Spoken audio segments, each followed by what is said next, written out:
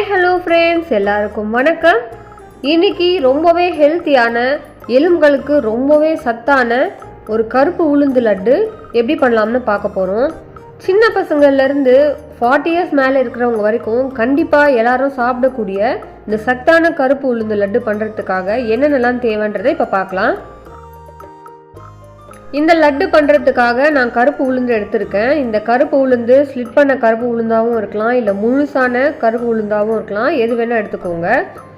எவ்வளோ கருப்பு உளுந்து எடுத்திருக்கீங்களோ அதே அளவுக்கு ஈக்குவலான குவான்டிட்டியில் வெல்லம் எடுத்துக்கோங்க.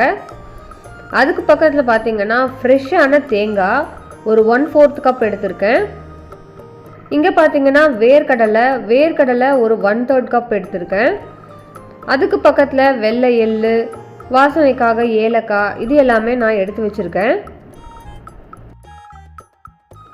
நாம் எடுத்து வச்சுருக்க இந்த பொருள் எல்லாத்தையுமே நம்ம லோ ஃப்ளேமில் வறுத்து அதுக்கப்புறம் பொடி பண்ண போகிறோன்றதுனால நான் ஒரு அடிகனமான இரும்பு கடாயை எடுத்து வச்சுருக்கேன். இப்போ இந்த கருப்பு உளுந்தை நான் ரொம்ப லோ ஃப்ளேமில் வச்சுட்டு இதை வறுத்துட்டே இருக்கேன்.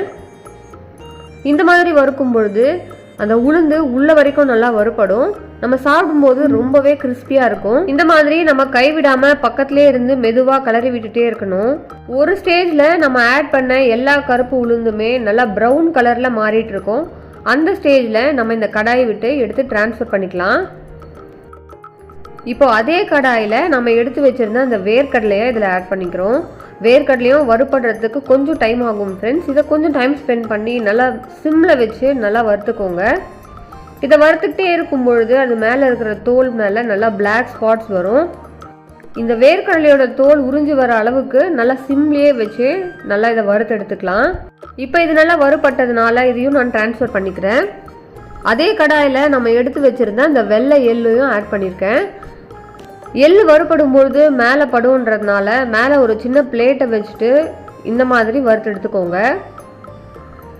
இது வறுப்படும் பொழுது நம்ம மேலேயே பொரியும், அதனால் கொஞ்சம் ஜாக்கிரதையாக இருந்துக்கோங்க. இப்போ இந்த எள்ளும் நல்லா கோல்டன் ப்ரௌன் வந்ததுமே நான் ட்ரான்ஸ்ஃபர் பண்ணிட்டேன். இப்போது நம்ம வறுத்து எடுத்த எல்லாத்தையுமே ஒரு பிளேட்டில் வச்சுருக்கேன் ஃப்ரெண்ட்ஸ்.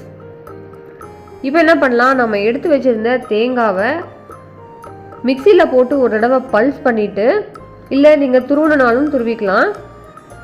இந்த பவுடரை ஒரு கடாயில் ஒரு 2 டேபிள் ஸ்பூன் நெய் ஆட் பண்ணிவிட்டு, இந்த நெய்யில் நம்ம துருவி வச்சுருந்த இல்லை பல்ஸ் பண்ணி வச்சுருந்த அந்த தேங்காவை நல்லா வறுத்து எடுத்துக்கலாம். இது ஃப்ரெஷ்ஷான தேங்காய் நல்லா வறுத்தெடுக்கும் பொழுது இது ஒன்றோடு ஒன்று ஒட்டாமல் நல்லா பொடி பொடியாக வரும். இந்த மாதிரி பண்ணும்பொழுது சீக்கிரமாக கெட்டு போகாமல் இருக்கும். நாம் ரெடி பண்ணி வச்சுருந்த எல்லாத்தையுமே ஃபேன் கீழே நல்லா ஆற வச்சிடலாம்.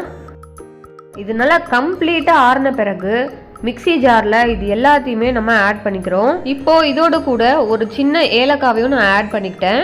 இப்போ இதை மிக்சியில் பவுடர் பண்ணி எடுத்துகிட்டு வந்துக்கலாம். இதோட கன்சிஸ்டன்சி எப்படி இருக்கணும்னா ரொம்ப மையாக பவுடராக இருக்கக்கூடாது ஃப்ரெண்ட்ஸ். இது ஒரு மணல் மாதிரி இருக்கணும். பீச் மணல் பார்த்துருப்பீங்க, அந்த மாதிரி இருக்கணும் பார்க்குறதுக்கு. அப்போ தான் இதை சாப்பிடும்போது ரொம்ப கிறிஸ்பியாக இருக்கும். இப்போ அதே மிக்சரில் நம்ம வச்சுருந்த அந்த வெல்லத்தையும் இதில் ஆட் பண்ணிக்கிறோம்.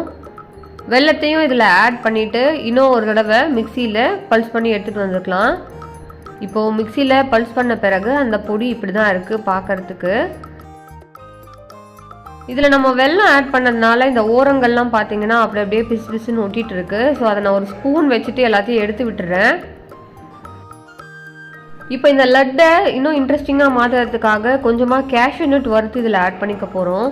அதுக்காக ஒரு 2 டேபிள் ஸ்பூன் நெய் இதில் ஆட் பண்ணிவிட்டு நமக்கு தேவையான அளவுக்கு முந்திரி பருப்பை வறுத்து எடுத்து வச்சுக்கிட்டேன். இப்போ நம்ம பொடி பண்ணி ரெடியாக வச்சுருந்த அந்த பவுடரை ஒரு அகலமான தட்டில் ஆட் பண்ணிவிட்டு கையாலேயே இதை உதிர்த்து எடுத்துக்கிறேன். இப்போ இந்த மிக்சரில் நம்ம பொடி பண்ணி வச்சுருந்த அந்த தேங்காவை இதில் ஆட் பண்ணிக்கிறேன். தேங்காவை இதில் ஆட் பண்ணிவிட்டு நல்லா ஒரு தடவை கையால் மிக்ஸ் பண்ணி விட்டுக்கலாம். இந்த மிக்சரில் நம்ம சூடாக வறுத்து வச்சுருந்த அந்த முந்திரி அண்ட் மீதி இருக்கிற அந்த நெய் இது எல்லாத்தையுமே இதில் ஆட் பண்ணிக்கிறேன். மாதிரி நம்ம ஆல்ரெடி காய்ச்சி வச்சுருந்த அந்த நெய்யை இதோட ஆட் பண்ணும்பொழுது இதோட மனம் ரொம்பவே சூப்பராக இருக்கும். அது மட்டும் இல்லாமல் அந்த வெல்லத்தோட இந்த நெய் பட்டு ரொம்பவே டேஸ்டியாக இருக்கும். இந்த லட்டில் நம்ம நெய்க்கு பதிலாக நல்லெண்ணெய் ஆட் பண்ணி உருட்டும் பொழுது இன்னுமே ரொம்ப சூப்பராக ஆரோக்கியமாக இருக்கும். நான் இந்த இடத்துல நெய் யூஸ் பண்ணியிருக்கேன். நீங்கள் இதையே ஏஜ் அட்டன் பண்ண பசங்களுக்கு, பிசிஓடி ப்ராப்ளம் இருக்கிறவங்களுக்கு கொடுக்கும்பொழுது நல்லெண்ணெய் ஆட் பண்ணிக்கோங்க. நல்லெண்ணெய் மட்டுமே ஆட் பண்ணும்பொழுது ஒரு சின்ன கசப்பு வரும். அதை பேலன்ஸ் பண்ணுறதுக்காக கொஞ்சம் நெய்யும் மிக்ஸ் பண்ணிக்கோங்க. பிள்ளைகளோட எலும்புக்கு ரொம்பவே வலுவூட்டக்கூடிய இந்த பாரம்பரியமான கருப்பு உளுந்து லட்டை நம்மளும் பண்ணி நம்ம பசங்களோட ஸ்நாக்ஸ்க்கு கொடுத்து அனுப்புனா நமக்குமே ரொம்ப சந்தோஷமாக இருக்கும்ல. ஸோ கண்டிப்பாக இந்த கருப்பு உளுந்து லட்டை நீங்கள் உங்கள் வீட்டில் ட்ரை பண்ணுங்கள். எப்படி வந்துச்சுன்னு எனக்கு மறக்காமல் கமெண்ட் செக்ஷனில் கமெண்ட் பண்ணுங்கள். இந்த வீடியோ உங்களுக்கு பிடிச்சிருந்துச்சுன்னா லைக், ஷேர் அண்ட் சப்ஸ்கிரைப் பண்ணி ஸ்பைஸ் அப் பை ஸ்வாதி சேனலை சப்போர்ட் பண்ணுங்கள். பாய்.